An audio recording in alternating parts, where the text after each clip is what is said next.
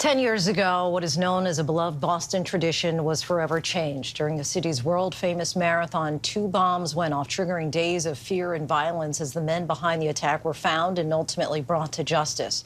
But born out of that loss was purpose, especially for one runner injured that day as he was steps away from the finish line, who in the wake of the bombing created a foundation that acts as a support system for survivors of terror events. Today, ABC News Live was there as Dave Fortier ran the Boston Marathon a decade after the attack, a moment to reflect, remember, and of course, to be Boston strong. Come here. Good boy. Ready? I was on a couch with my dog at the time. One of my best friends was working with me. He'd come down with a form of leukemia. I was calling him because I was stressed about my job. He's dealing with cancer. He's somebody who worked out every day of his life. I just was Mr. Healthy. He said, you know, why don't you just go for a run? Just get out and go. And we made it about a mile. I was talking to doing a 5K and then a 10K, and then in the fall, there was a half marathon. And I thought, well, how difficult could that be? I called my friends. I said, you know, if I'm going to do this running stuff, you know, maybe there's a way I can help you deal with what you're going through. He connected me to the gentleman that was helping through a foundation that he had for the form of leukemia he was dealing with. And during that phone call, we started talking about the Boston Marathon. I've always avoided Boston on marathon weekend because I just never a big fan of all the craziness. We walked on the street the night before, so we were trying to figure out where my family would be to see me finish. Woke up the next day, and it was a beautiful day. The run started out great. A lot of people will run with a story on their back. Tell why they're running, for a brother that they lost, or a sister that they lost, or a child. And the stories were really amazing. In part of the training, when you're tired, just pick the next point that you're going to. Just pick that and go to that. I did not think about the finish line. I just was going building to building at that point.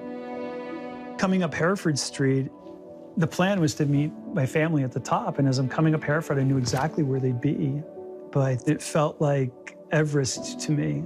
I thought if I stopped, I'm done. I won't be able to keep going. And I just gave them a big wave. I said, I'll see you guys in a while. I think something like that. And I remember kind of going lamppost to lamppost at that point, and I could see the finish line, I could see the arches, and I knew where it was. I'm like, okay, I can get there.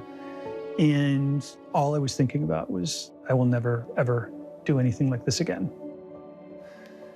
And that's when the first bomb went off.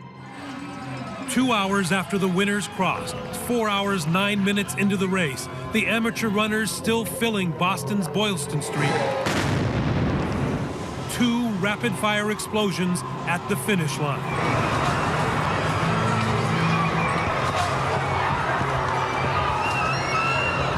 I remember the flash, could feel the heat of it. I was pushed sideways. At that point, I didn't realize anything had hit me.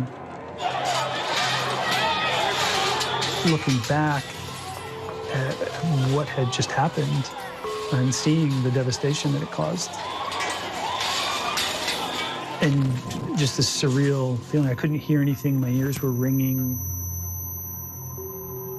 People were running in to help already. And then the second bomb.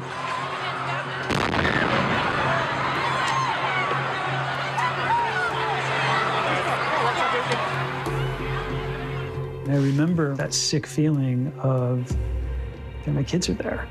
And I felt this throbbing in my foot. And I looked down and there was a hole in my sneaker, and it didn't make sense. There was a pool of blood forming, and everything was kind of going in slow motion. I realized what had happened. Luckily, my injuries were minor. Some shrapnel damage to my foot, some hearing loss on my left side, but my injuries were minor that day compared to what I saw and what I know people have gone through in the last 10 years.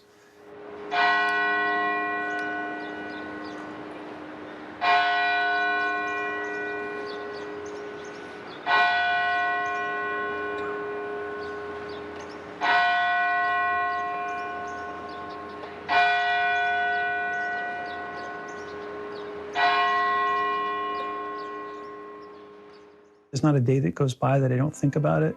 That was a big driver to do what we have done to try to help other people that this happens to. We work with survivors of terrorist, extremist, and mass casualty events, folks that have lost family members, folks that were injured, bystanders, help them build up resilience, help them move forward. We'll raise between $50,000 and $60,000 this year. We work with schools. We do a lot around prevention now. Try to stop something from happening. You guys crushed it. I am so impressed. What really crosses my mind is just how many people we've been able to touch. I have far more good memories now than I did 10 years ago. Done. It's official? It's official. All right. I really feel like I grow each year as a person, being a part of what happens here every single year.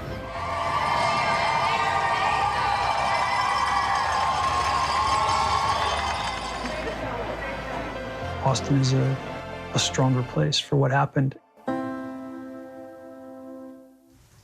We're so happy for those good memories and all that Mr. Fortier is doing now. Hi, everyone. George Stephanopoulos here. Thanks for checking out the ABC News YouTube channel. If you'd like to get more videos, show highlights, and watch live event coverage, click on the right over here to subscribe to our channel. And don't forget to download the ABC News app for breaking news alerts. Thanks for watching.